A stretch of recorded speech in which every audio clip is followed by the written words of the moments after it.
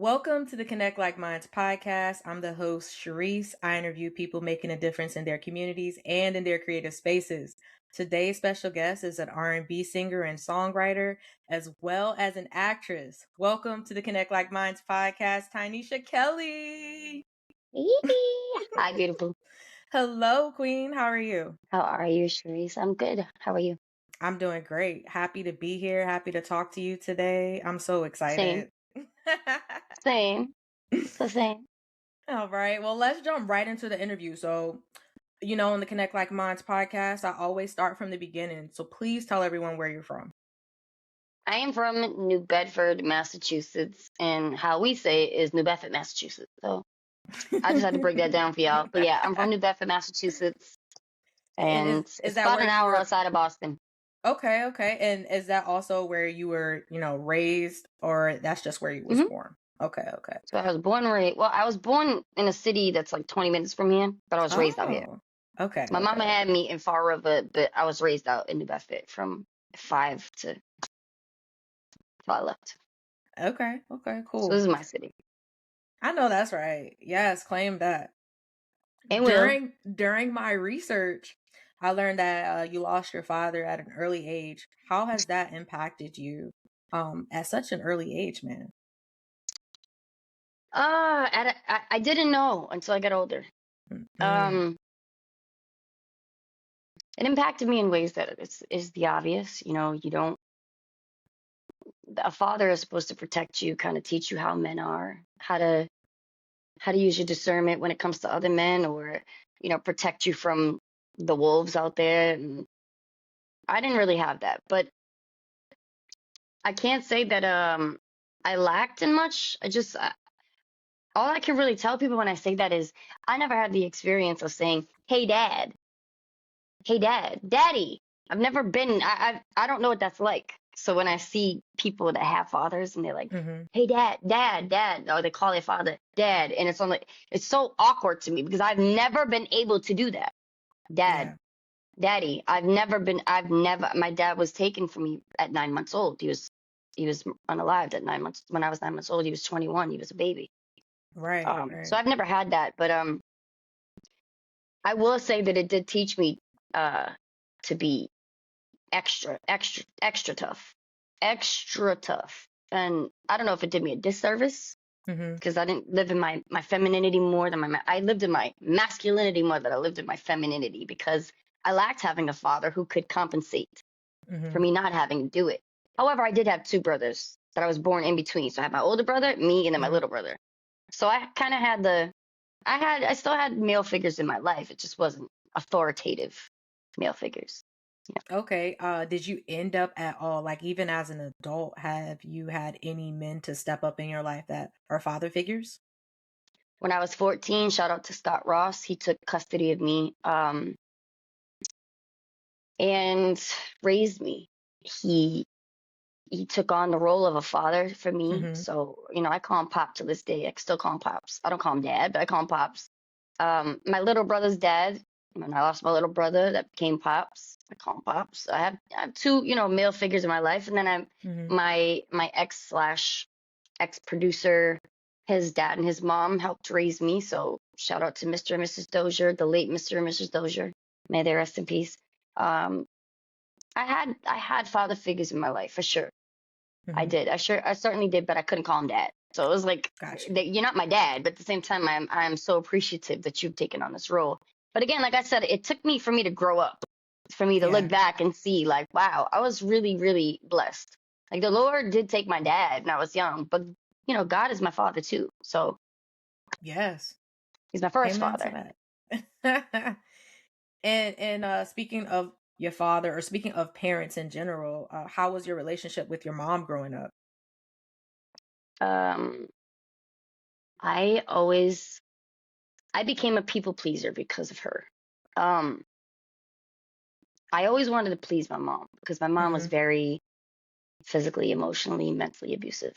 And this is no way to put you down, Ma, if you're listening, if you ever run across this, but just the truth is the truth. The Yeah. truth is the truth. You can't hide it, and sometimes the truth hurts.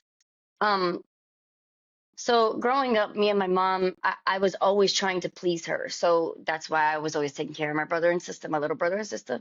So she didn't have to, or she would force me to do it. Taking care of the Hmm. house, doing the laundry, the dishes. I didn't have really much of a childhood. If So I was you were going outside to forced to grow play, up. You were forced to grow up. I left it. She threw me to the wolves at 14. I left Mm, home at 14. That's yeah. a baby. I mean, I'm 40 now, so I look at my little my niece and nephews now, and I'm like, I will uproot a whole block for that baby. Right. That's a Right. baby, you know? But I was already so mature for my age at 14, so it was like I didn't really think much about it. I've never been in a pity state, like a woe is me type of girl. Hmm. You know, when you're raised in really tough environments, when you get into an easier situation, it's not really that difficult, you know? So Yeah. I'm grateful. I'm grateful for it. It was rough growing up.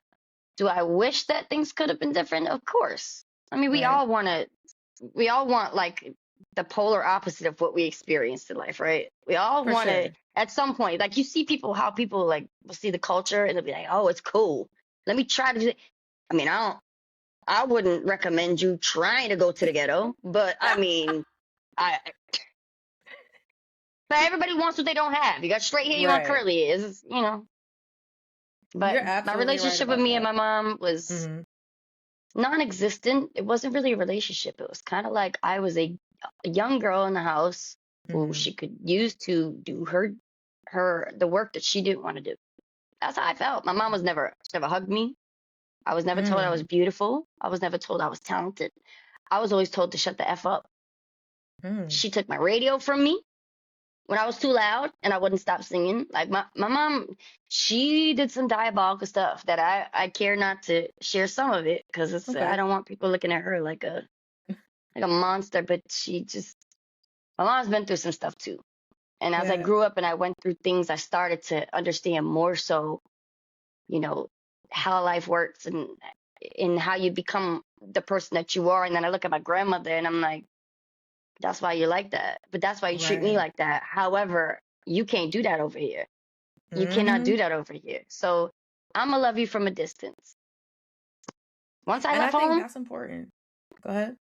I was done. I didn't have to do anything first. So I was like, woo, Jesus, thank you God. I don't have to do nothing. Okay. Well, I would say I think it's important that we put boundaries up even for our parents. Like some like parents who especially weren't there for us, and we make sure like, hey, if you can't respect this, then I'm gonna have to love you over there, and that's fine. Yep.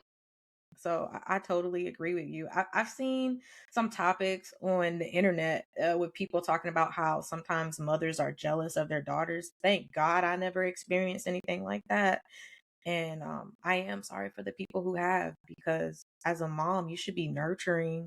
You should be wanting the best for your kids She and want does them to that with do my better than sister. you. Oh my She does God, that's she does horrible. that with my sister. Mm, I am my mother's twin. wow. So not only am I mother's twin, but I also took more of my dad's genetics Mm-hmm. physically. I'm short, tiny. My mother's always been tiny, but she's 5'7". It's like a average height for a Yeah. person, right? I'm Yeah. 5'3". I'm tiny. I'm small. Everything about Mm-hmm. me is small. My hands are small. Everything's small. My mama wanted to be a model when she was younger. So she became a mom when she was 19. She was married by 21. Mm-hmm. I don't know. And then she had me at 21. So I don't know if, and then my dad was unalived and she was left with two kids. So I truly I don't know if it was because she was left with his two children and she had to raise them and cut her life short and not fulfill the things that she did. And then I went on and did them. I Mm-hmm. don't really know, but the jealousy didn't show the way that it did until I left home and I looked back. It's like she was always that way with me, not Mm-hmm. just with the music. It was like she was always that, and because I was always singing, I was Mm-hmm. always singing. People used to pay me. Back in the day, it was my hustle. People would say, "Can you sing a line for me?" I'd be like $10. And back in the '90s, that was top bread. Okay, Okay. ten That's dollars, a lot and of I'd money sing a back verse. then. So I think that the jealousy started then. And I know people be like, well, that's your mom. She shouldn't be jealous of you. And I agree. And I think a lot of people would agree. But I don't think my mom knows how to step outside of that.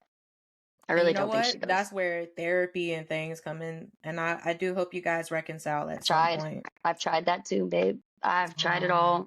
Begged her. How Hmm. dare you? First of all, when you grow up in the hood and you mention therapy, what's the first thing they say? That's for Man, who? not crazy. Like, that's for the crazy people. That's Like, okay. we're not doing that. She said that. I ain't going to no hood. I ain't no doctor sitting there telling me about my money. I said, Yeah. all right, ma. Well, I tried. I go to Yeah. therapy. I'm trying to break generational curses in this family. There's things that's been done to me that I still sleep like this at night. If you go look it Hmm. up, you in Hmm. survival mode still. At Yeah. 40 years old, I should not be in survival mode. I You shouldn't. shouldn't. Right. But we all make our choices. It's like God. Very It's like true. the statement: you make your bed and you lay in it. Yep. I make sure that I make my bed properly. So when I go lay in it, I'm comfortable. Okay. I wish the best. I pray for my family. I don't really talk too much to my family, so I pray Hmm. for them, and I just do what I got And to do. and love them from a distance. That's all you can do. So speaking of your hustle, when did you first realize that, you had this talent to sing? Uh, I never really. I honestly, I never really paid attention to like, oh my God, I can actually sing. I always knew I could sing, like I knew I could sing, but I never thought it was like this grandiose thing. Okay. Do you understand? Like, I thought it was just like a normal thing. Like, okay, well, three girls down the hall, they're gonna be singing too. It's not. I didn't Yeah. think anything like that. So it was like, I started singing at 7, 8, 9, 10, Hmm. 11 years old. Then 12 and 13 hit. I didn't hit puberty till I was 16, so I still was a baby. I still was a little girl. So Hmm. 14, I left home. I was really doing music then, and I still in my mind was not thinking like, oh girl, you got it. It wasn't until I was in MCA with the girls in the girls Hmm. group, and I stood Which we up will and I get just started. into. We'll get into that later too. I started singing, and Avant walked in and was like, I left my glasses. I'm so sorry. Excuse me. I left my glasses. He went to go grab them, and he said, "You got it." She got it. He looked at the A&R. He said, "She got it. You're gonna be a problem when you get older." And I was like, "That was Avant. That was Avant. That was Avant." Oh, Avant just told me that I could sing. Oh, okay. Y'all can't tell me nothing, okay? I could sing. But I still was not like this air. I didn't walk away this area girl. I just was like, okay, so if I could sing, I really gotta hone this now. Now I gotta hone this craft. Now I Yeah. gotta start writing. Artist is coming out. Hmm. It's coming out. But I didn't want to be an artist. That'll come when you ask that question because I already know that's gonna go. So go ahead. So, who was the person who discovered you and how did he assist with your career? Scott Ross, the man who took custody of me when I was 13. Hmm. Um, he My mom was actually friends with. He is part of Marky Mark and the Funky Bunch. He was one of the dancers. He's the Funky Bunch. So he took custody of me, and before he took custody of me, Hector Barros from the Funky Bunch. Sorry, I'm trying to go Hmm. through the exact memories. All It was good. almost 30 years. It was 30 years ago. So Right. um, Hector was at my house, Hmm. and my mama was in the living room with him that night. All the kids were sleeping, going. We were all going to school the next day. She came in the room, woke me up, had me go into the living room, and she's like, "Sing for him," and I'm like, "My, I was just sleeping." She's like, "I don't care. Wake up, sing for him." So I was like, "Okay," and I was an obedient child. I didn't. My mama, Yeah. she put the fear of death in me. Okay, life. I gave you life. I snuff it out. Okay, Yeah. type. So I'm like, okay. So I started singing, and he was very impressed. I didn't say anything. I said, "Can I go to bed now?" She said, "Yeah, go to bed. Go." Like, shoot me off. So Mhm. I went back in my room, went to sleep. And then a couple days later, Scott came and picked me up, brought me to his house, into the basement where he does his music stuff, his dancing and all that. He had a mirror Yeah. from one wall to the other. And I had Winnie the Pooh overalls on. And Wow. oh yeah, I was a kid. I was a kid. Winnie the Yeah, Pooh was my yeah. favorite character. So um I had Winnie the Pooh overalls on, and I made everyone turn around. All the people that I said $10 had to turn Mm-hmm. around. You couldn't look at me while I was singing. I was embarrassed because I Oh. didn't know that I was like a. I didn't know. I just thought people were like gassing me up just to kind of have like Yeah. jokes. I really did. So I made him turn around. I said, "Can you please turn around? Because I'm very shy and I'm uncomfortable." So he said, "Yeah." So him and my mom turned around. They both, even though I didn't care if my mother was looking at me, him and my mother turned around. But when I start singing, I immediately close my eyes. It's Mm-hmm. just that was like a thing that I typically did until I learned how to keep my eyes open when I was singing. But back then, I would close my eyes instantly. And I sang Faith Evans' Come Over from her first album. Wow. And I was not even fully done with the record. And did it, and I was like, so, the Come Over, lazy to me, oh yeah, sitting here, say, oh, baby. When I did that, I opened my eyes for a second and he was staring at me. I was like, he couldn't help himself. Yeah. Couldn't help himself. He turned around. He's like, you don't got to sing anymore. I'm like, he looked at my mother. He was like, what is this? She's like, she loves to sing. I don't know. She loves to sing. It's just her thing. He's like, no, that's not a love. This baby is touched by God. That's not normal for a 12-year-old to be singing like that. It's so, Yeah. are you okay? And so Scott Ross is the one that took me, and I wouldn't be in the industry if it weren't for Scott Ross. So Wow. shout out to him. So take us on the journey of how you got to him and then became an artist. Were you able to finish high school? Like what happened during this time after you left home and went with him? So after I left home, I was living in Florida. I was staying at Devin Lima's apartment, aka my boy Harold, this is his real name, from LFO. Okay. I was staying in his apartment. He was on tour with LFO, and he let Scott use use his place to let me stay there so I could go to school because I had to be in school.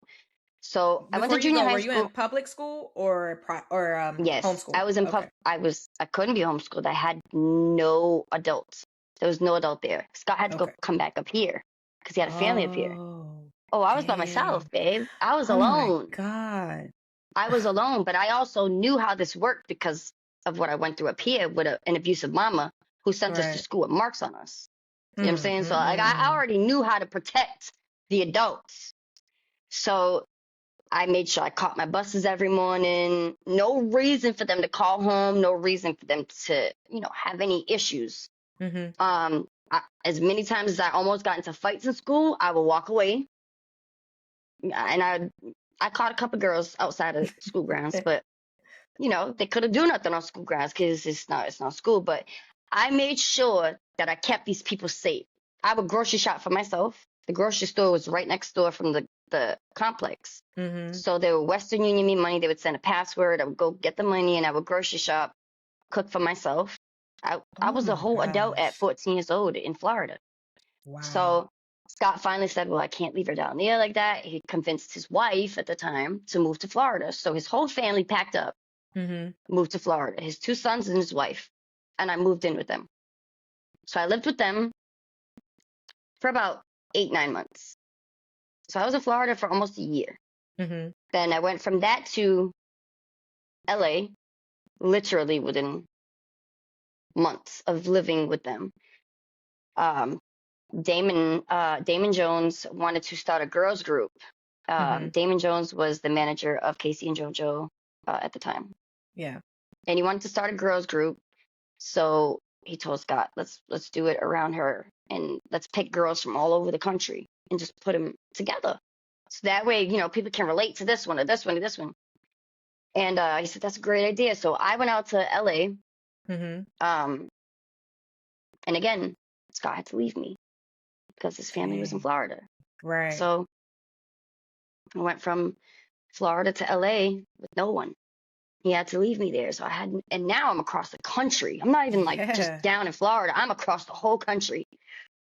But it still, in my mind, didn't do nothing. It didn't like affect me. So when I went out there, this lady named Trinket Mm-hmm. took custody of me. I don't know who she was, but she had guardianship over me because I'm still a child. It's Yeah. What are illegal. you I now? couldn't Like be on my 15? own. You're 15 at Yeah, this point? 15 at Oh this point. my gosh. hmm Mm-mm-mm-mm. So she took custody of me. Shout out to you, Trinket. She taught me how to make the best pancakes in the world. She was that was my girl. Um, and then I was left with all these people that I didn't know, but I wasn't afraid. However, back to your question, school. So I was in homeschooling at that point. By that Mm-hmm. time, I was signed to MCA. I was in the girls group. We were all living in one apartment. We had 4 beds in one bedroom. Oh my gosh. It was it was hell. Okay, I it believe was it. hell. And they did Um, artist development at that during that time we too. were we So so I'm leading to that. So I'm getting to okay. that. So they had us in artist development, which is dance rehearsals every day, studio every day, Mm-hmm. school in the morning. School in the morning would be at the table. For me, I'm like, if I gotta roll out of bed and watch at the table, it ain't shit. Let me do it. So I roll out of bed, my hair looking crazy. I ain't even brushed my teeth. I ain't did nothing. I'm sitting this, I'm getting this done. Cause Yeah. I have to go to the dance studio after this. After this, I have an hour to get in the shower, do all my things to get ready for dance rehearsal, come back, shower again, and get ready for the studio. Now, I was the only one that was underage, so I couldn't be in the studio after a certain time. Everybody else could, but I had to be home.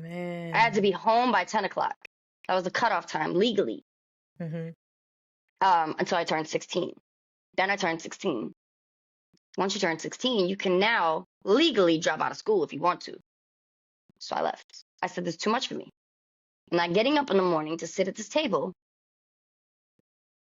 when I have to get up and go to dance rehearsal, be in the studio till 10 o'clock, be asleep before 12. I have to unwind when I get home, be Yeah. asleep before 12 o'clock, get up at 5:30 and redo it all over again. Like, I'm not getting any sleep. I'm a Yeah. kid. Yeah. So I said, screw this. I'm not doing it no more. I dropped out of school. So I dropped out of high school in the 10th grade, but I did make up for it later in life. At 28, I got my GED when I lost everything and I came home. Congratulations. So thank you. Thank you. But I will say I did read the dictionary every single day when I was 17. So it was like, I Wow. had a, Okay. I had a, I had a crazy accent from home. People didn't understand me. I Yeah. lacked a lot of like, I spoke Slang. slang. Yeah. I ain't know a lot of words. I didn't know a lot of words. So I be sitting in these meetings just feeling real, real dumb. And I just started reading the dictionary. But yeah, no, I dropped out at 16. I couldn't do it. Okay. Couldn't Wow. keep up. Well, we're about to go into this next segment. So the next segment is called Digging Deeper. And during this segment, I'll ask you some thought-provoking questions about your personal life and career. Not that I haven't already done that anyway. Okay. So you drop out of school at this point, and now you're a part of this girls group in California. What hmm what happens or what takes place to make you guys decide that you're not going to be a girl group anymore? The first and most important thing was I felt like I didn't get the same treatment as everybody else. I felt like because I was so young and I Mm-hmm. didn't have anybody there to protect me, that these people could take advantage of me. And I didn't think it was fair. It was either I was going to fight literally back or I was going to fight back by leaving. So, I told the manager at the time, listen, I'm leaving. I called Scott. I said, I don't want to be in this group anymore. And he's like, Mm-hmm. but you're in contract. I said, I don't care. The group is in Mm. contract. I don't care. The group is in contract, not me. Release me. Wow. But I was the main singer of the group. Do you feel like they were jealous of you and that's why? Well, there was only one girl of the group that was my sister, and that was Amy. Amy Mm-hmm. Correa. That's AKA Amy Bell now. She's married to Ricky Bell. But that was my sister. She was the only one. I used to sleep in her bed with her in her Oh. house because I didn't want to be at that apartment with those Yeah. girls. And she was the only one from LA. Mm-hmm. Um, but that was the only one that I loved. She treated me like a little sister, and I loved her to pieces. But the rest of them, I just couldn't get along with, Mm-hmm. and it was just like I'm not getting the best treatment. I'm getting I'm getting slighted, and I don't deserve it. I don't like pop music. That was the second thing. I don't Mm-hmm. like pop music, and y'all got me in this pop group, not allowing me. I mean, if y'all watch the EPK, and I had that sweatband on, and I was like the sporty girl out of like the group when you Mm-hmm. compare it to all the rest of the girls that were exposing their cleavage and all that. I was underdeveloped. Okay, I was not. I didn't. We're performing doing the EPK. They're filming it, and they have it in the shot. They kept it in there. I walked up to one kid that was sitting on the bar, and I dapped him up, and I Mm-hmm. kept dancing. I just was doing my part, and they were like, We can't "What is believe you she did doing? What is that. she doing?" Like, I'm Yeah. performing. Okay, when you perform, you want to engage with your audience. I don't Right. know. I still didn't even know that was a thing to do, but I just wasn't into it anymore. So I told them I'll do this tour, the school tour with y'all, Mm-hmm. and that's it. I'm done after. What was During the the name school of the tour, group, by the way? Girls Society. Girl Society. Okay. All right. Mhm. So now you go on the tour, the school tour. How many schools did you guys end up going to? We did several. We went from uh Indiana to all the way to Chicago. By the Oh time we get to wow. Chicago schools, and then Mm-hmm. they had like they had the metal detectors outside, Oh and I man. remember I don't care. I don't care if they watch this and they get upset at this. I don't care. I cracked up. I couldn't stop laughing because I come from the hood, so it's not Yeah. scary for me. Mm-hmm. It's like a typical like, oh, we had a hood school. Oh, okay, okay, okay, okay, okay. So I understood the assignment, but the other girls was like, why do they have metal detectors? What does that mean? Are we okay? Are we safe? Are we okay to go in there? And I'm like, yo, I cannot do this, bro. Like, I can't do this. Me and one of the girls we never liked each other. The Mm-hmm. other main singer. She was Mm-hmm. much older than me. Well, not much, 3, 4 years older than me. It was just a significant difference when you're a teenager. Yeah. She was an adult at the end of the day, but we didn't get along. We just didn't get along, and I know it was a jealousy thing. That for sure was a jealousy thing. I Yeah. wasn't jealous of the fact that you had, full development and you out here screwing this one and that one. I wasn't mad at you for that. You're screwing our manager and getting more money. Oh I mean, my I wasn't God. mad at that. So Yeah. why are you mad at me? Because I am anointed, and the Lord is working through me. The Lord favors me. Yes. Why are you mad about that? Are you upset? Take it up with God. There Don't you like. go. Just leave me alone. Just leave me alone. But she wanted to keep running her mouth in the front of the van, so we're on our way to a show, and it didn't end well in that van. I'm telling you now. It didn't end Well, well in the van. I But will say at that age though, like to me it's a reoccurring thing for you that you've shown so much restraint. Like from the I was time just gonna say, you left your mom all the way to Florida, then to California, you made sure you kept all those adults safe. And it's like, dang, other than God, like who's watching out for God, you? God, And it was God, like for real. God. That's why my relationship with him is so strong, right? Let me tell you something. I can't live without him. Yeah. We none of us I, can. s- Yeah. I cease to exist. Without my relationship with him, there's no point of me waking up every morning. I say Yeah. that every day. Now, after my cancer diagnosis, but Hmm. um, and I apologize, and I repented for that. I'm sorry, God, that it took for me for you to put me in this situation for me to understand how imperative it is to have you in my life, truly. But Word. so that was that on the girls group, and then I was done. So now you're done with the girls group, and I believe in 2003 you signed with Warner Brothers. Am I correct about the timing? You're correct about the timing, but there is a lapse in time. All So right. for Tell us about the lapse in time and then take so us the to where lapse you in get time signed. is when I left the girls group, I left them in 2002. Okay. And for a whole year, I was signed to Bowtown, Oh, and that was a production company. okay. So me and Bo had a plan. Love you, Bo. Rest in eternal peace. I miss Mm-hmm. him terribly. Um, Me and Bo had this, this vision, this idea, this plan that we were gonna do this amazing album. We're gonna get a deal. So I think I cut like 100 to 200 records within a year. Wow. We cut so many records. I mean, there's a lot of records that went on other artists that you'll hear that people will be like, "Why'd you redo that song?" I didn't. Mine is the original. Theirs is the new version. Yeah. So fast forward to when we had finished the album. Clarence Avant, also the late Clarence Avant, rest in eternal peace, the Black Godfather of music, the Mm-hmm. industry. He brought me and Bo into Warner. That was the Mm-hmm. first place we went and shopped the album. And we only had 6 songs, but that was the first place we shopped the EP. Okay. And because Clarence has actually a documentary on Netflix that you can watch. It's called The Black Godfather. Mm-hmm. Um, I think it's the Black Godfather of music, or I think it's just the Black Godfather. But in that documentary, it's telling the same thing that we all know, that wherever Clarence brings you is where you stay. You don't have a choice. That's why he is the Godfather of music. He's where Clarence brought you, you stayed. He brought me to Warner. Mm-hmm. Told Tom, this is what we're signing. This is what we got to do. Tom looked at me and said, "What do you want from us?" I said, "I don't want to struggle anymore. I don't want to struggle anymore." He said, "Well," he looked at Bo and he looked at Clarence. He said, "Please do not shop her anywhere else. We want her." And we didn't, because Clarence gave his word. So we didn't go nowhere. We stood at Okay. Warner.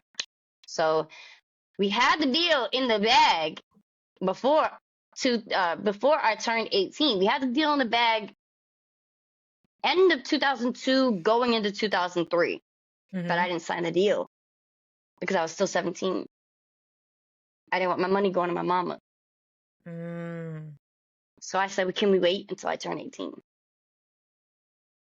They said, "Okay." So if you look at the actual contract, you'll see August 3rd, 2003, I signed the paper. My birthday is July 28th. How many days after that? 6 days after my birthday. Yeah. Wow. Hmm.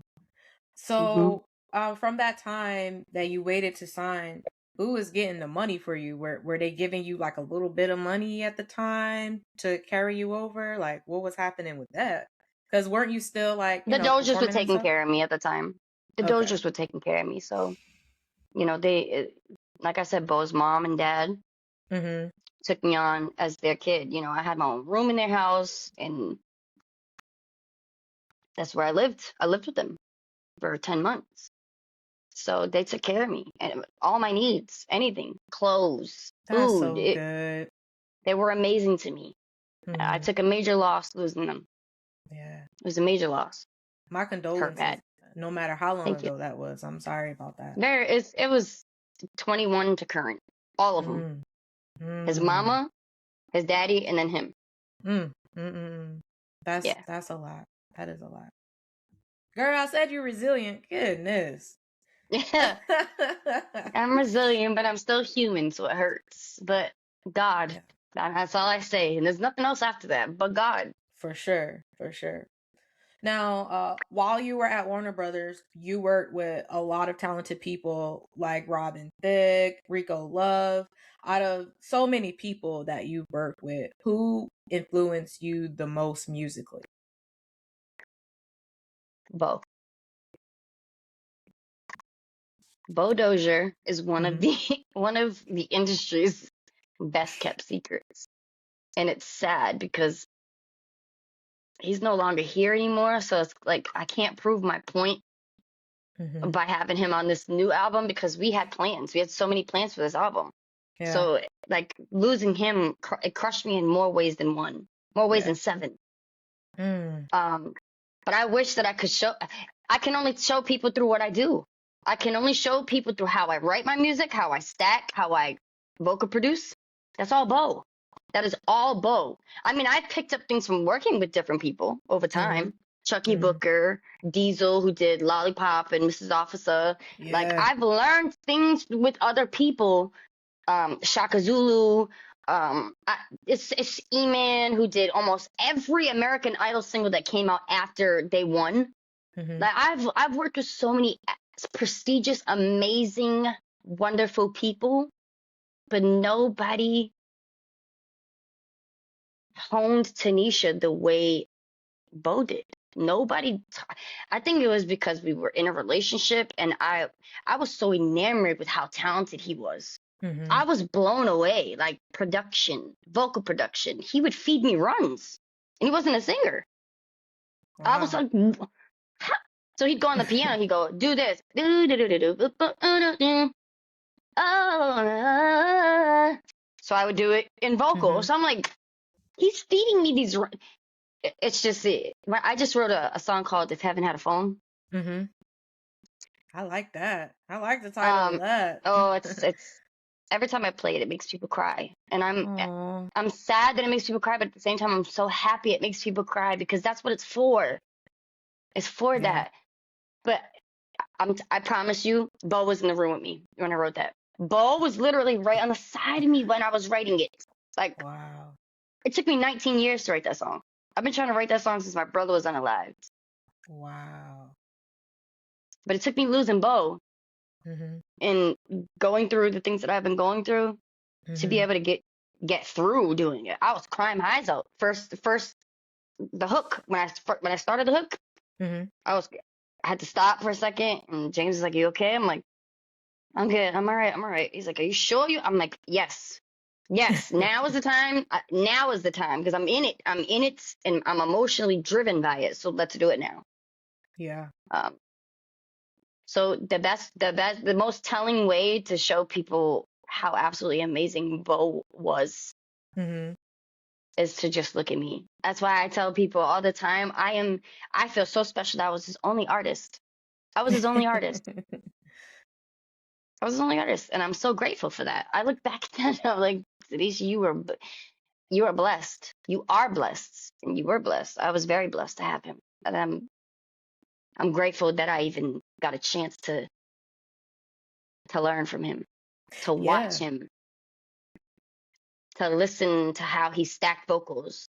He Mm-hmm. opened my musical horizons. I only listened to R&B music growing up, hip hop and R&B. That's all I grew. That's what I listened to. When I met Mm-hmm. him, it was country, it was folk, it was European music, it was soft rock. It was certain things that he would have me listen to, and he'd be like, "No, don't listen to it because don't not listen to it because you don't like the fact that it's a certain genre. Tanisha, listen to it deeper than that. It's music. It's Mm-hmm. music. So listen to it deeper than that." And I did, and I started listening to things, and I would cry listening to pop songs, and I'm like, "What? What is this? And why?"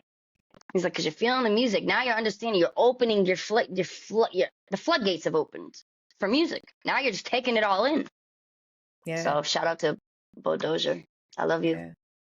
It seems like he opened your palette to so many things, and not just different types of music, but just like all the complexities of it that maybe you didn't know before you met him. So that's really cool. No, maybe. Take the maybe out, girl. You Oh, hit I'm it. so sorry. You He have the did do hammer. it. No, oh He no, you did have do the hammer. You just hit the nail. it. Uh-huh.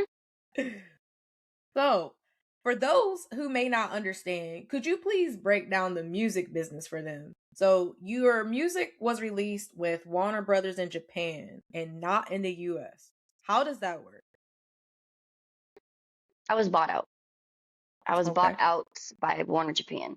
Um, that's where the robbery started with the manager.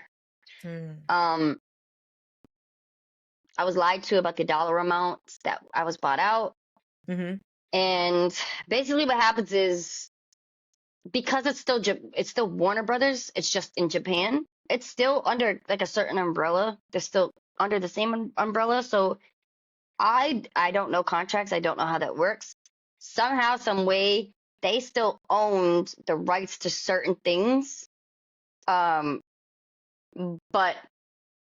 the deal with Warner JP was specifically for everything that Warner in America was supposed to do. They just couldn't do it because they couldn't, not only could they not see the vision for me because I have this complexion. So they couldn't see the vision for me when I was literally putting it in front of them. I was giving them the blueprint to what they needed to do. And so they didn't just know how to market you. They had no idea. My name was Tanisha. I wasn't willing to change my name. That's my name. That's my birthright name. Yeah. It's my name. I'm not changing it. I'm sorry. So they just didn't know what to do. And then I was getting my tattoos, and they were fucking having board meetings about it. It was a mess. It was a mess. Yeah. My brother got murdered, and then I dyed my hair. And when I dyed my hair back to its natural color, they lost their shit. They're like, what? So they had to put blonde streaks in my hair, like their extensions, the blonde extensions in the video. If you watch I Wish You Loved Me, you'll see it. You'll see the blonde like randomly in my hair. They did it that day of the video. But I had just buried my brother 9 days ago. So y'all gotta give me some grace. Please extend some grace to a young lady now. I'm going through a lot. Okay? Wow, man. But I don't know. I don't really know how that technically works. I think it was the release belonged to Warner Brothers Japan. The release didn't belong to Warner in America. So that's why I see Warner in America, they released I Wish You Loved Me. They did release it out here. So that's why people only know me in America for they don't only, not everyone. The troops know me for my catalog, but the people that know TK from back in the day and MySpace is I Wish You Loved Me, because that's what they pushed in America. They didn't get to the point where they was releasing the album. Right before I was making my American crossover was when I got robbed for everything. So we were literally on our way to make our American crossover to go back to America and release out there and push out there. However, it didn't wind up that way. Yeah, so let's talk about, before we get into the robbing part, let's talk about your first single, I Wish You Loved Me, because I do remember that was on my MySpace profile back in the day. Did you think that it was going to be as big as it was, or were you just like, we just need to really push this because I like the song? I don't ever look at anything like, oh my God, I'm getting a Grammy. I don't look at things like that. I do things for the love of it, and I do things for the world. I do things for my sisters out there that are going through things that can relate.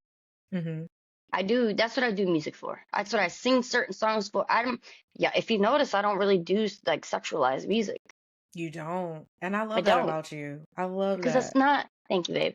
It's not what I'm here for. That's not why God gave me this gift.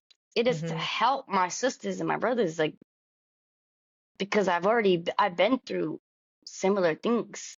So it's to share my gifts. That's the whole point of it. I know this. I don't know if a lot of people know this, but I remember that we've talked previously, and you told me that Warner Brothers didn't want you to post I Wish You Loved Me on your MySpace page. Is that right? It was illegal to post anything on any platform without consent or it being legally yours. So technically, if we're getting technical here, I illegally released everything. Because they kept saying no. I wrote my everything. They said no. I wrote wishful thinking. No. I wrote yes. They said no. I wrote yes. They said no.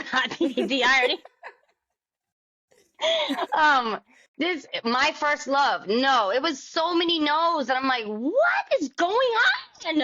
I don't understand. So when I went into the studio with the Corner Boys to write with them, Pierre ended up playing me I Wish You Loved Me, the demo. Because I didn't write that song. That was written by Rico, Pierre, and demoed by Lachey, who was on Making the Band. She sold me on the song. Her voice sold me on the song, but the song in itself, I said, oh, this is what we're cutting. I don't want to write. I don't want to write today. I just want to cut this record. Mm-hmm. And Wow. I cut the record and I brought it to Warner, and they said no. Hmm. They said They were no. I crazy. said, oh, I'm about to prove you wrong. And I didn't even think I was gonna prove them wrong. I just said, oh, okay. Well, y'all bugging. Y'all all bugging. Y'all crazy. Y'all. I don't know what to tell you. So Yeah. I went home and I put it on my MySpace page. I was taking a gamble. I was gambling with my life. I was gambling with lawsuits. I was Yeah. gambling. But it was a gamble I was willing to take. I shoot dice too. Okay? Let's gamble. Okay. I'm shaking it up. Okay? I'm about to throw it. So I put it up on my MySpace. Mm-hmm. In about 6 months, I had 1 million spins, which back in the day, those were unheard of numbers. Unheard of numbers. Right. People were in Man. the hundreds of thousands, but people weren't making millions back then. They weren't reaching millions of streams. Yeah. So when I Wish You Love Me hit 1 million, yes, how can I help you? Hey TK, we have a board meeting tomorrow at such and such time. And I'm like, all right, going to, I called my manager because at that time I had gotten called, and the guy who I had put in place to be my manager was Corner Boy's manager. Mm-hmm. He had his wife call me first, acting like their assistant. I'm like, first of all, you're his wife. Get off my line. So Yeah. she hung up. He calls me. We have a conversation. I'm like, listen, I'm a one-man army right now. I got a whole machine that I'm trying to fight to get what I need done. And it's me by myself. I don't have anybody. They don't want to buy the record, and I need this record. I Mm-hmm. cannot take this down. You don't Right. understand in this. I need this record. This record is too cold. And they have turned down so many records that I've done. And I'm in a publishing agreement. So I Yeah. have to publish an obligation that I have to give them X amount of records that I wrote for the album. Yeah. So he's like, well, make me your manager and you can keep it. So I said, Wow. what? Say less. Say less than that. You can keep it, manager. Done. Like, you don't even have to say all the extra words. That's what I mean. Say less. That's what I meant. Say Right. less. So I put him in position, and a week later, I got a call. Come in. Mm-hmm. I call him. I'm like, they want a meeting. He's like, all right, well, I'm coming out there. So he flew out. We went into the meeting, and they sat me down, and it was a whole. Now, when they have board meetings, when I say board meetings, what happens is with artists, I'm giving y'all some inside Yeah. Give us inside the scoops. game. Give us the So when you game. walk into a board meeting, Mm-hmm. when they call a board meeting, it's everyone that's on the project that's in the company, that's in the building, has to attend that board meeting. Internet, promo, it doesn't matter what department you work at. If you're on this project, you have to be in that meeting. So musicians So too? no. It's No. all people that work at Warner. So Oh, there's okay, okay, certain okay. departments in Warner that have to work on the TK project. Got you, got You know, there's you. Okay. promotions, there's internet, there's different departments. Okay. So they all had to come in. At the head of the table is the chairman of Warner that oversees every artist. That's his job. But Mm-hmm. he's the one that signed me. So they all say, well, we've been monitoring your social media, and Mm-hmm. we see that you made a million spins on I Wish You Loved Me. And I said, I know, because I told y'all it was that record is a big record. I Mm-hmm. tried to tell y'all all look at me crazy, but they said, okay, Tisha, all right, let's cut the crap. Like, honestly, let's be for real. How did you rig your plays? What? And now remind you, the table is as long as my bedroom goes from there to all the way to the other side, okay? Mm-hmm. And I'm looking from one end. I sat back. I looked from one end to the other. I said, I don't know whether to feel or to feel proud that y'all really think that I am that smart to rig. Sir, I'm computer illiterate, baby. I don't know how to do that. It's a big Yeah. record. So they said, so this is organic. This I said yes with the what else do you want me to tell you? Do you want me to bring in my computer so y'all can go through my whole history and see what I do on my computer so you know that I don't know how to rig anything. At that point, it was like, oh wow, this is real. She really Yeah. accrued 1 million spins in 6 months. I said, next time, maybe you guys will listen to me. I know I'm young and I'm very inexperienced in the industry, but I know good music. I know great music. And that's a great record. Look at it Yeah. now. Today, it still holds me up. I may have lost a lot to save that record by putting that man in position. Hmm. However, I wouldn't take it back. I wouldn't take it back. But I mean, it is people all over Instagram, TikTok, everywhere still singing that song. I I posted up. just, it just went platinum a year ago in Wow. America. Wow. It just went platinum. And I'm talking units sold. 20 That's years. amazing. But I believed in that record more than any record I've ever written. Hmm. Misunderstood. It didn't matter what record I ever wrote. Hmm. I believed in that record so much because it's a classic. It's like a Whitney Houston, "I will always love you" like Yeah. type. It's just I mean, nothing could ever compare to like Whitney's in the Yeah. the major powerhouses, but the record in itself is a classic. It is a classic. It's a classic record. And I don't think that these people understood what classic records really entailed, or what it took to, what it is to hear a classic record. This is a Yeah. classic record. I think you For needed to have an sure. R&B junkie to tell you that that was an R&B record, and because this is a pop company, pop rock, yeah, y'all got me messed up. Y'all got me Yeah. messed up. But that was when Now, they knew, and they y- started rolling out on it. wow. So I know we've also talked about your rollout before previously too. Can you tell everyone like what the blueprint was for your rollout and how you gained success through that? Yes. So we use what we call the Alicia Keys blueprint. I'm sorry, Alicia, if I'm putting all your stuff out there. Please forgive me. Um, so the Alicia Keys blueprint was we took the Clive Davis, what Clive Davis did with Alicia. Now, Alicia is an overnight success, but she's really not an overnight success. Her backstory is Clive Davis had her go on a radio run from one part of the country to the other side of the country. And the radio run was to go into these radio stations and meet them in person. So that way they're not getting these records on their desks and just listening to it and having to go and read about the artist. They're actually getting a one-on-one life experience, like in real life IRL experience, right? Mm-hmm.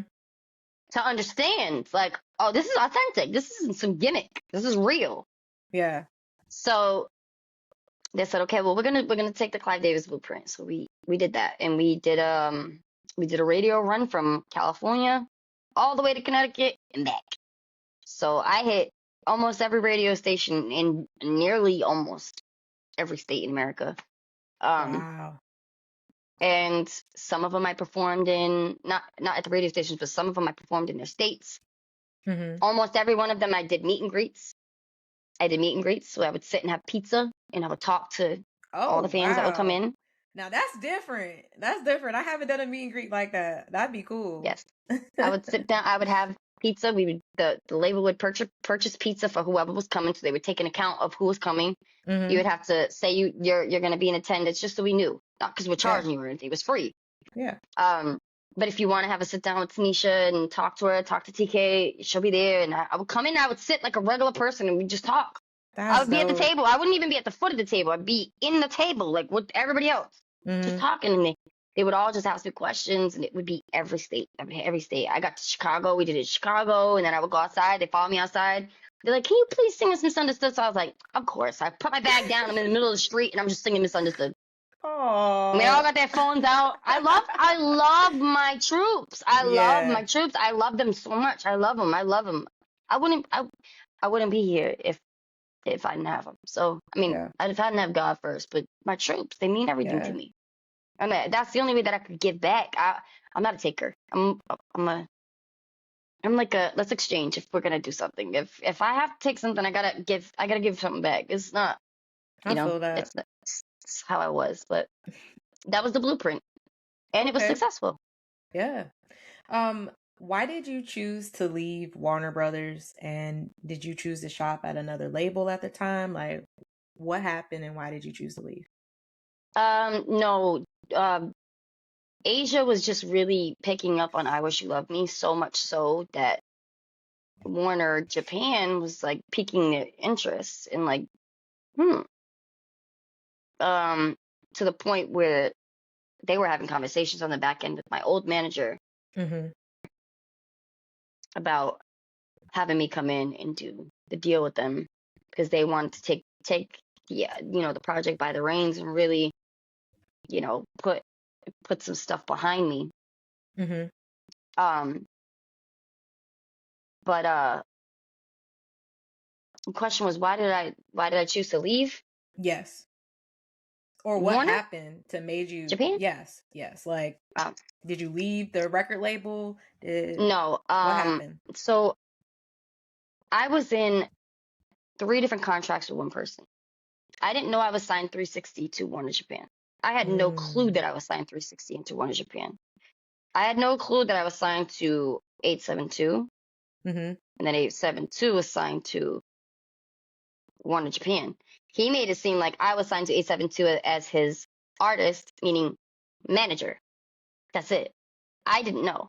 So he was my manager, he was my label, and then while we were in Japan, he tried to slip paperwork across the table as we were having breakfast before we were catching a flight back to America to sign, stating that I would give him 50% of my publishing.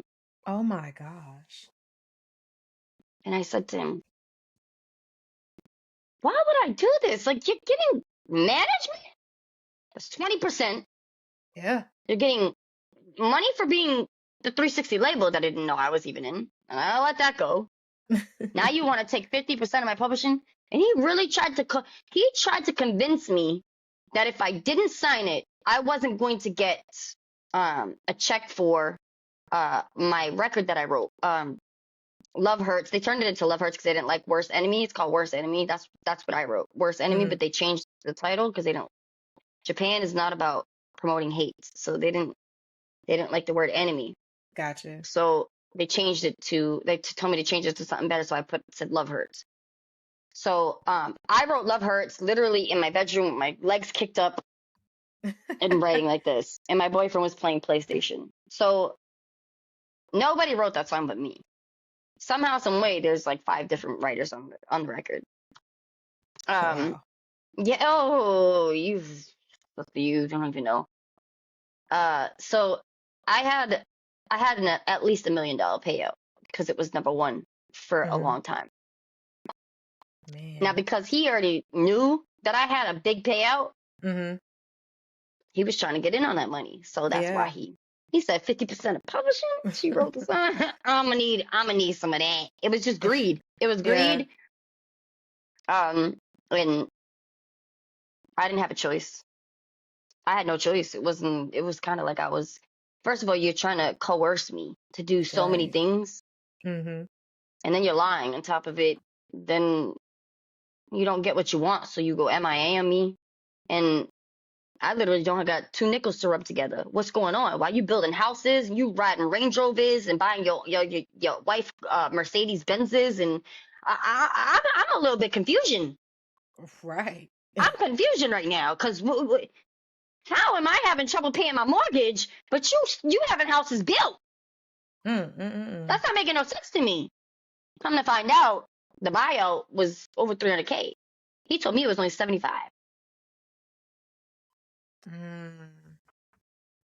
So were you So able to sue him? What happened from there? Did you just walk away from it all? Like what happened? I don't do the suing shit. That's not.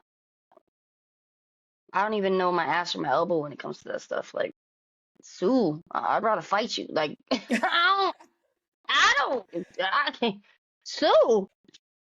I couldn't sue. He wouldn't give me the contracts.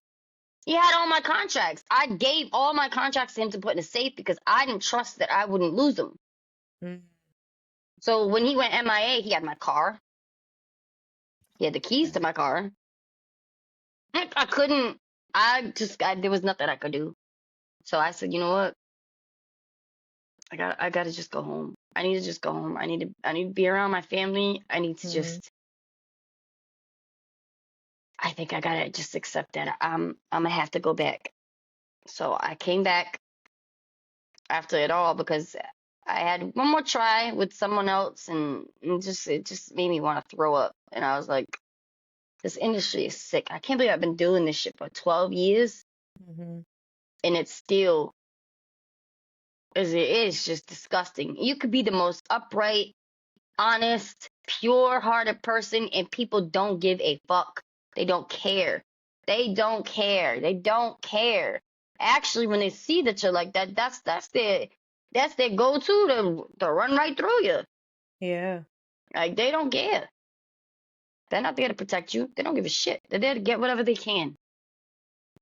It's sick.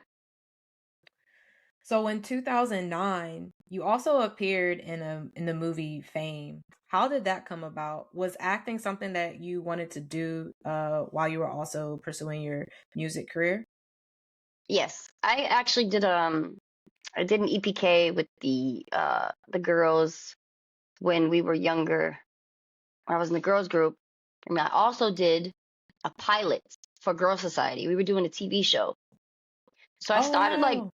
started my little acting skills, when I was 15 years old. Yeah.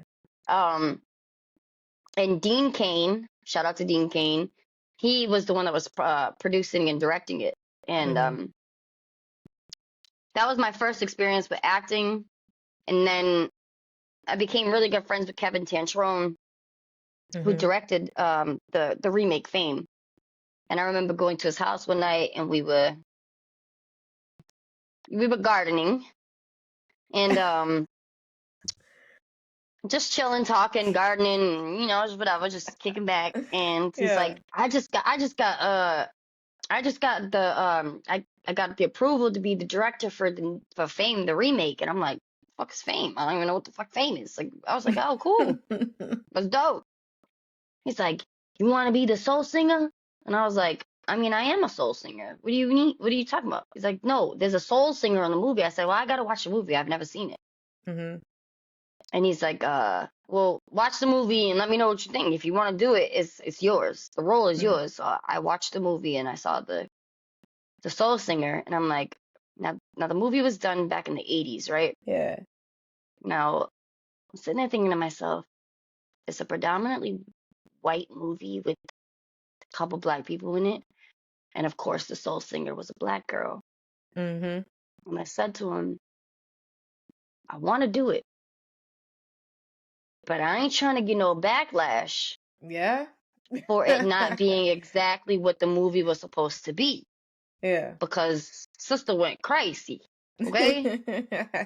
And now Yeah. I ain't trying to take away from nothing that any of my brothers and my sisters could use, Mm-hmm. okay? I mean, I know I could use it, but at the same time, the world don't know that. They don't know me. So uh, I'm a little nervous. I ain't gonna hold you. I'm a little nervous to kind of step in that position. He's like, Tanisha, no, but do you understand you are the soul, you are, so I don't know anybody else who could do it.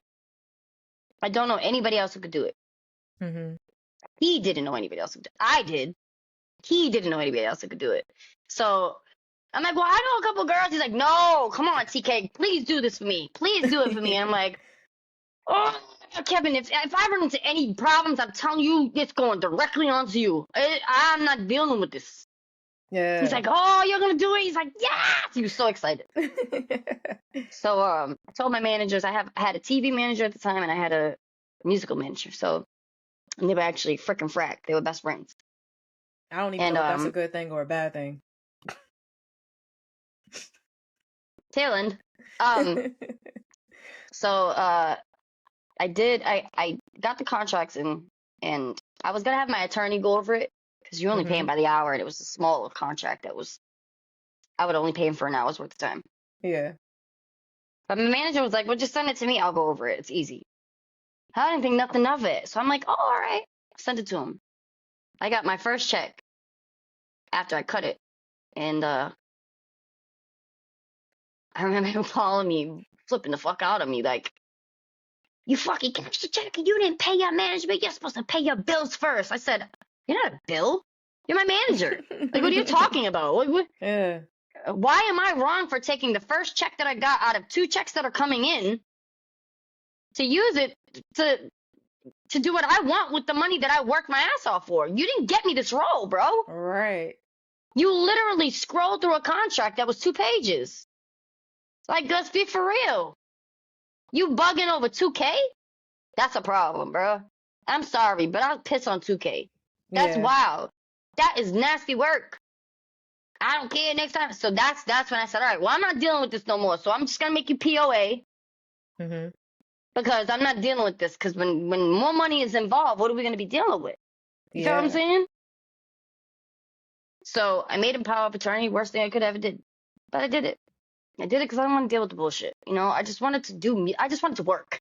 I didn't want to deal with none of the business, which I did myself such a disservice. So if you are watching this and you are planning to be an artist, please make sure you get your business under control first. Do not let anybody else handle your business but you. If you feel like you can't figure it out or learn it, learn it. Take the time to do it. Because I did myself the biggest disservice by not learning the business end of the industry. And that's what got me sucker punched straight in the face. But that's how I got the role in Fame. And I had a blast. I had a blast filming. I still look back and I don't think I really realized that I'm in a movie because I'll see little clips. I was like, I had so much fun doing that. Like I don't even think of anything, you know, like, oh, you're in a movie. Yeah. And I'm so grateful because God has just kept me rooted, not grounded, not humble, none of that. He just kept me rooted, you know, in who I am and what he made me for. It's not this grandiose thing. Oh, girl, you was in a movie. Okay, I was a principal actress. There's nothing to gloat about, you know? I'm not a gloater. I don't gloat. Yeah, we know. You're very humble, man. I can barely smell flowers. I be acting like I got sinus infections and shit. Like, like, please, oh my God, stop. Please stop saying that about me, that I'm great. I don't want to hear that. Well, you are, and I will keep telling you. I really appreciate you. Thank you. You're welcome. Do you plan on being in any other movies or, you know, jumping back into acting at all? Maybe on a TV show? Yeah, I'm going to definitely do my crossover. Okay. I'm going to be very selective with the roles that I pick because I'm on a very, very narrow path with Jesus right now. Yeah. This is my last secular album, which is really, it's kind of like a closing to a journey that I set out at a young age. And I'm about to close that part of my life. So it's mixed feelings, it's mixed emotions. It's like I'm really excited to do this last secular album, but I'm also really nervous to close out that portion of my life or that part of my life. And then I want to do a gospel album. Wow. And like I said, I want to cross over to acting. I think that's where it's a more lucrative industry, honestly. Yeah.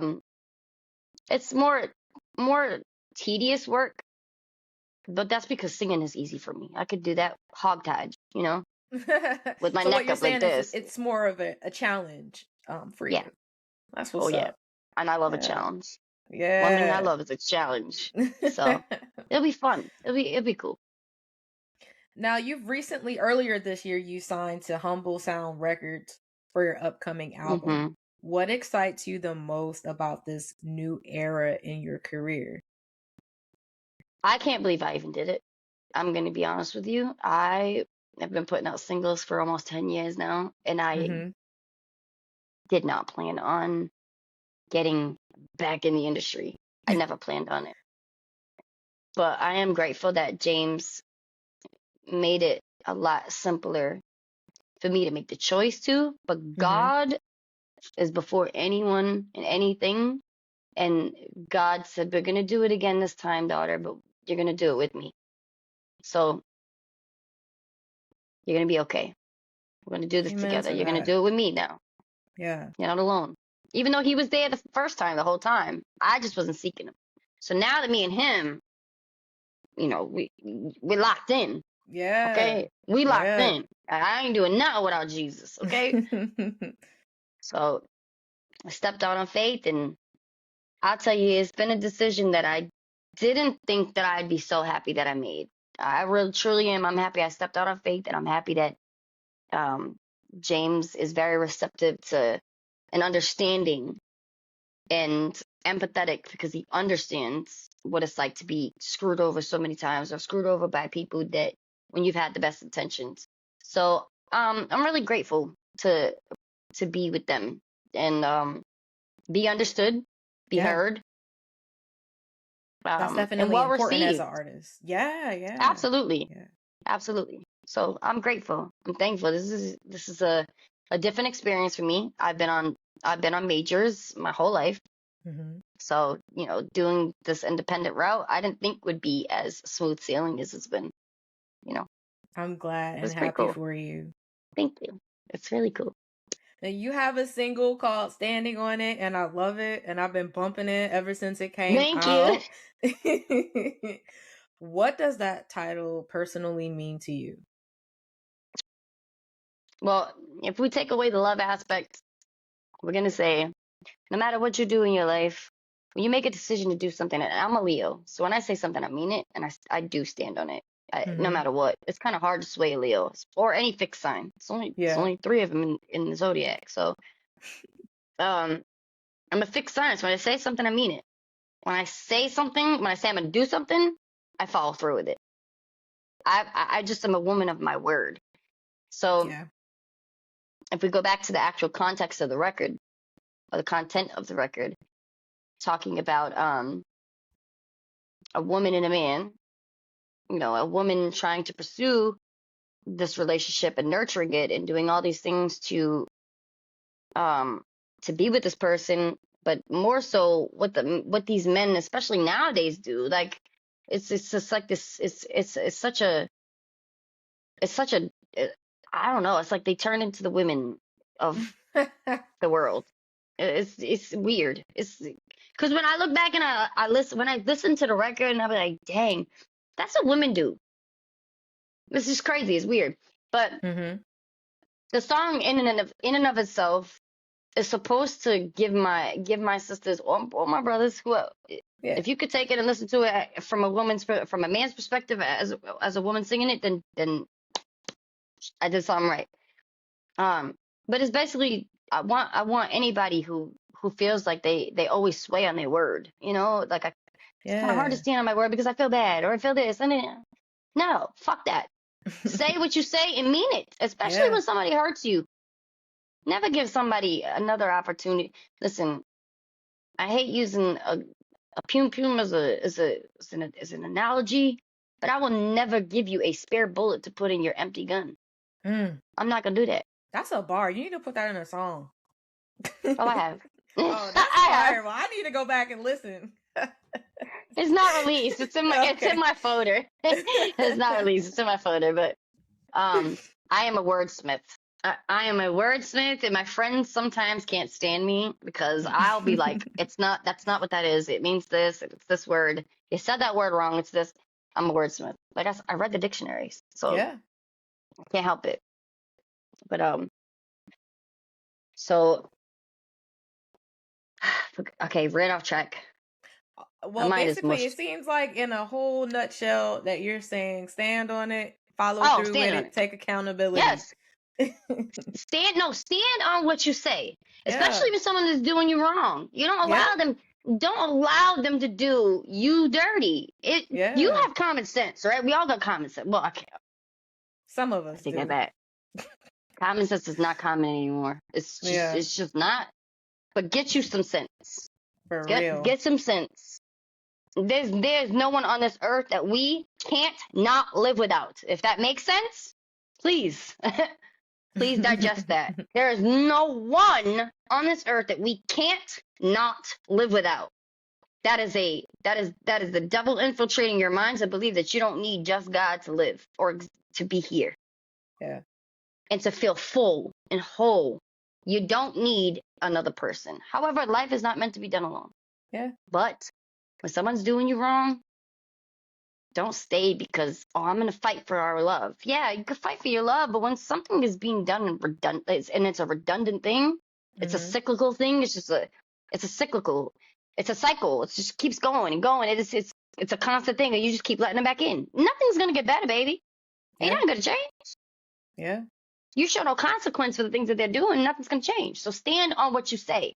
When you say, if you do this again, I'm leaving you, and you don't leave, you're not standing on your word, baby. So that means that person has all leeway. They just found the weak link in your chain, and they're gonna Yep. break through it and cut through to you. So Yep. stand on what you say. Stand on it. Facts. Facts. So when is your album expected to drop? And what's the name of it? Do you have a title yet? August. The second Okay. single is coming. Okay. Okay. It's The Phoenix. It's called The Phoenix. Mm-hmm. And the album is called The Chronicles of TK, The Phoenix. Wow. I named it that because I feel like so many people tried to bury me in this industry and quiet me and silence me. And I was silent. I was quiet by choice. You didn't Mm-hmm. silence me because I, couldn't fight back. I just didn't want to. So I was quiet. I just let it go. I just moved on. I mean, it's easy to do when you come from nothing. You come from humble beginnings. It's kind of easy to come back home, even though you know what life is like on the other side of the tracks. And you're Right. like, dang, bro, I kind of miss that house that I lived in. I miss not having to, hit the block for this, that, and the third. Right. It's things that you do think about, but at the same time, it's so easy to go back to the life that you grew up in. Yeah. It's easy. So I went back and I hit the block again. I needed to make money. I ain't have shit. So I came home and I got complacent. That was my Mm-hmm. problem. I got complacent because I didn't care to fight those people. I didn't care to fight those people. You won. At least you think you do. I'm Because about to vengeance say, isn't no, mine. they didn't. They didn't win. What are Oh no you no doing now? I said that sarcastically. I said that sarcastically because God. Yeah. Vengeance is not mine. It's the Yeah. Lord's. And when Sure you give, is. listen, I could whoop you. I could whip you physically. I Mm-hmm. could whip you in court. But can't nobody do you like Jesus can. I know that's right. Can't nobody do you like God can do you. Okay? So I'm going to give it to God, and I'm going to do what I got to do to survive here. And I'll let it go. Facts. I left it alone. And things worked out the way that they worked out. I wouldn't change a thing. I would not change a single thing because it led me here. It led me on this very day. My Mm-hmm. relationship with the Lord is so strong that the devil could try to have his way with me like he did Job in the Bible. And I promise you, I put my life on it that I will still come crawling to Jesus, to his love. My faith will never waver. It's very different when you grow your relationship with the Lord, man. It's just, you fear Wow. nothing. There's nothing to fear. For sure.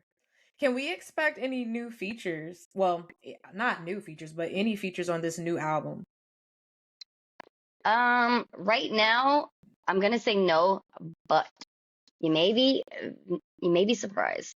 Okay. Because me and James are talking about a couple things. Okay. So we kind of want to try out. So we might. But the album will be out August, to answer your question, the last question.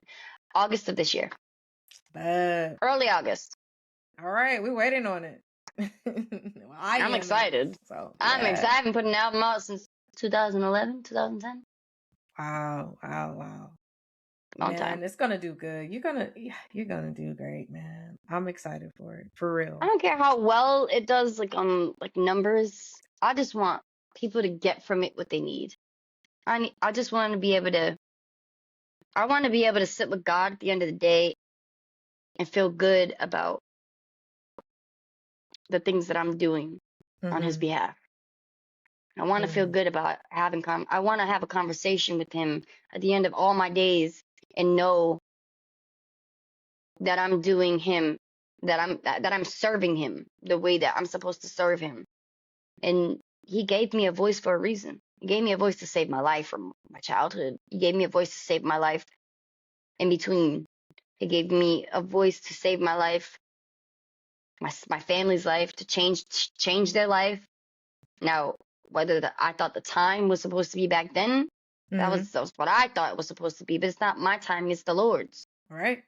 And God had to strip me of all that You know, sometimes he's gotta break you to remake you, and that's why this album is called The Phoenix, because I had trial by fire and I turned to ash, but from the ashes I rose. You know, There you go. from the ashes I learned. From the ashes I was made new. He did a thing in me. He did a thing in me, and I'm grateful. 10 years from now, where do you see yourself? Wherever God wants me to be. I know that is a typical question in the industry, Mm-hmm. but because I know where answering that will lead me to, I'm gonna Mm-hmm. say wherever God sees me in 10 years is wherever I'm going to be, and that's all I could say. Cause I could plan, but God will laugh. There you So go. All right. The next segment is called Uncomfortable Questions. And during this segment, I'll ask you something similar to like rapid fire either or questions. And the catch is you have to choose one and explain why you're choosing it. So the first question or topics I'll give you is, would you rather do a studio session or a live performance? live performance. Why? I get to engage with my babies. Aw. I Yo, you love are them. so nurturing. I know you didn't get that growing up, but oh my gosh, you Because really I was are. I raised two kids. That's 7 years. Well, 4, 5, 6, 7, 8, 9, Yeah, 10, 11. I didn't have a child. I was a mom. yeah. I love my babies. I call everybody baby. I called a 47-year-old baby the other day. She was like, "I'm sorry, I'm Oh, sorry," but I do. I love them. I would rather see their faces and see how much they are so in love with the music yeah, than to be in the studio writing, which that's my therapy. So you would yeah. think that most people would say the studio, that's my therapy. I'm not selfish. I'm not selfish. I want my babies are included in this. So yeah, I prefer live any day. Okay. Viral hit or timeless classic? Timeless classic all day. All day. Collaborations or solo projects? Solo. Why?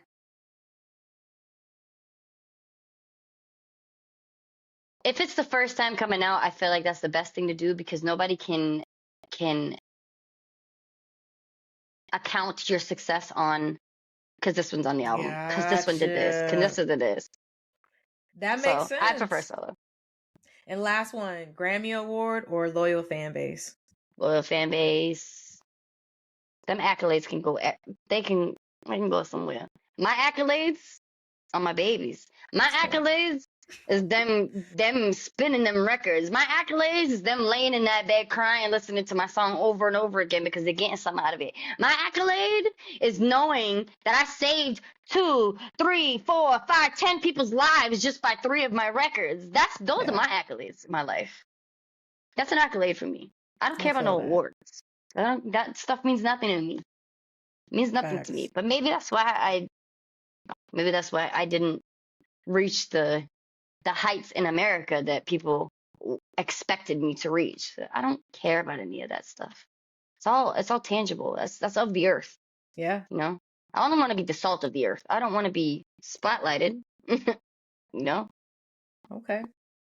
Now, the final segment is called Rants with Sharryse. And during this segment, you get to rant about whatever you want. But after the rant, you have to tell us a solution so you can fix the problem for those who you are ranting about. Go ahead and share your rant. I have to pick a subject. There's so many things. I want to.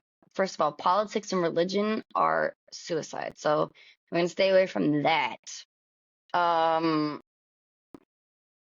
I mean, you can rant about people not using their signal lights. You can use rant about people not putting on deodorant during the summer. I mean, whatever you want. I'm trying to think because there's so many things that I like. I'd be What like, really gets under your skin? um, People not having customer service at Starbucks when that's your actual job to be nice.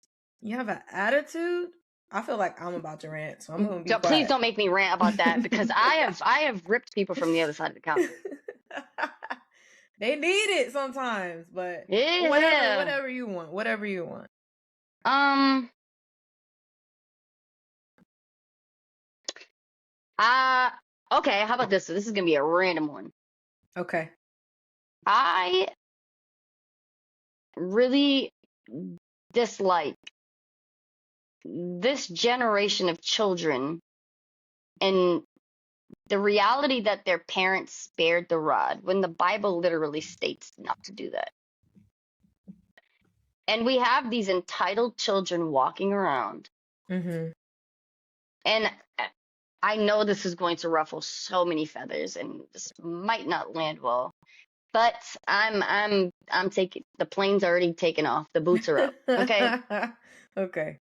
I grew up in an era where you don't listen to your mom, you get your ass whooped. You ain't home by the time the street lights on, you get your ass whooped.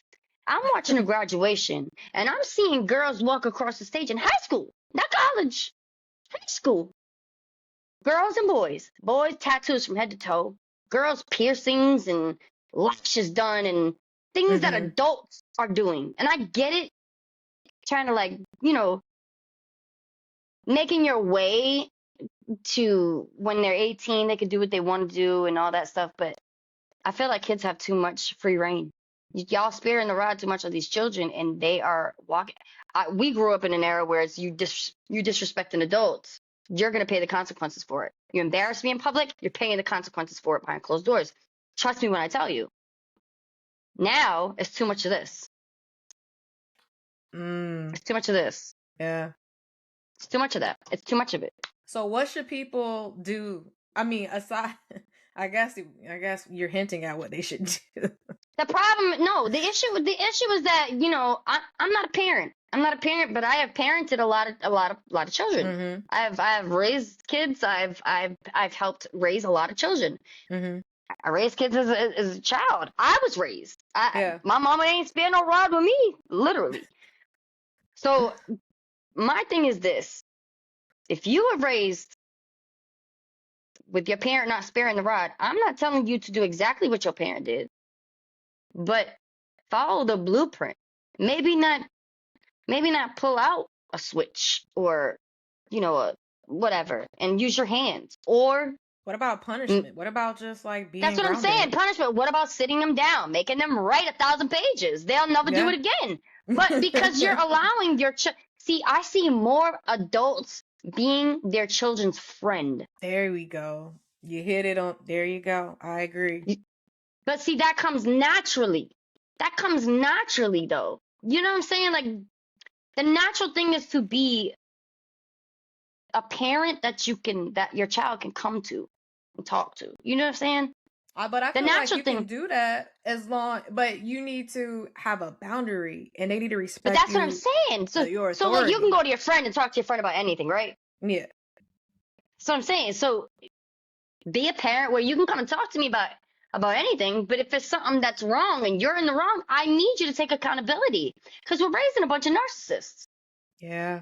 We're raising a bunch of narcissists that think that they could do whatever they want. I'll be on a live and I will be minding my own business singing gospel, sister, and it will come in there. Oh, this is garbage. Horrible. No. I'm like, on the Lord's day, good God, there is no way you are coming in. There's no way. There's no way. I would never want to try to make somebody have an awful day. Or I would never try, even my enemies. I leave that to God. I would never, I just don't understand it.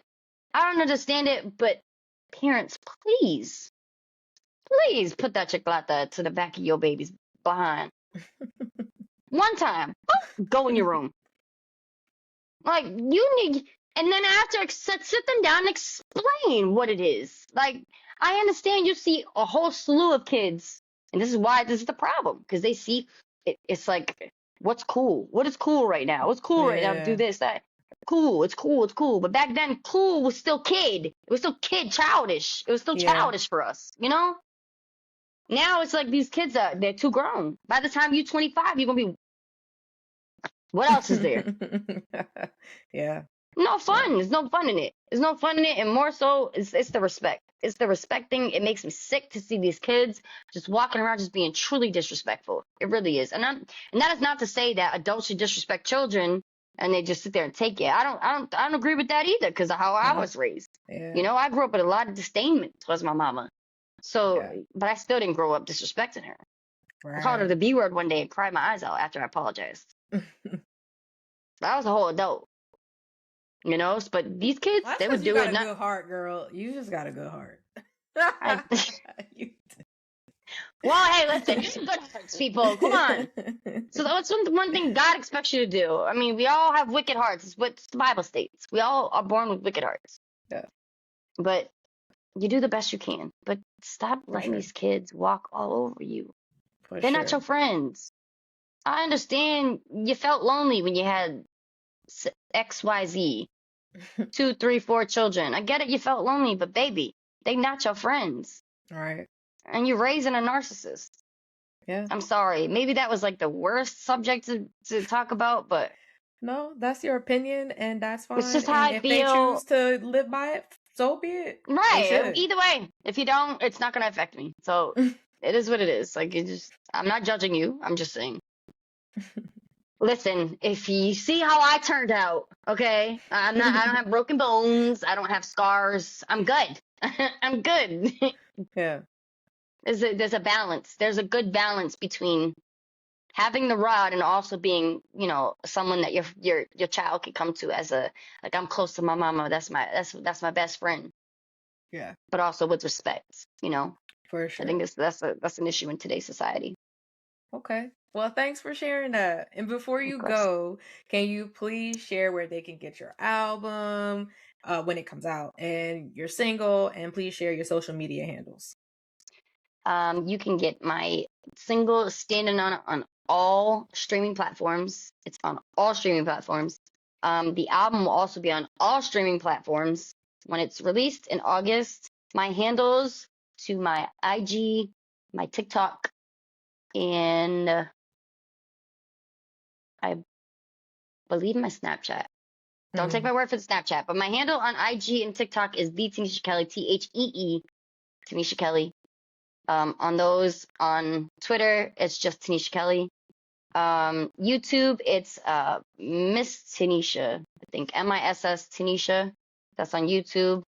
I'm going to start putting content on YouTube soon, and I also am going to start doing Twitch. So Okay. that's going to be the new thing soon. It's going to be fun. We're going to be Dope. doing, the IRLs. I'm going to use Yeah. Twitch for the IRLs. It'll be fun. Okay. I'm Well, excited. thank you so much for coming through and talking to me. I appreciate it. It's always a pleasure to be Yes, and to you'll be be in your back. presence. Oh, thank Absolutely. you. Thank you. I can't Always. wait. Can't wait. It's always I can't wait for fun. us to link. Oh, That's that's going to gonna, be a girl, that's gonna time. be A fun. time is going to Yeah, be had. for real. Mimosas. Well, I don't know if you drink, but I'm gonna I'll have have. a glass of champagne, but Okay, there we go. that'll be it for me. I'll do the drunker things. I'm too into my word, so. But I'll That's definitely good. have a little mimosa, a Okay. cute little Okay. mimosa. I'll probably be a little tipsy because I'm a lightweight, Yeah. featherweight. I'm a featherweight. Just blow me. You are funny. And thank you for listening to Connect Like Minds.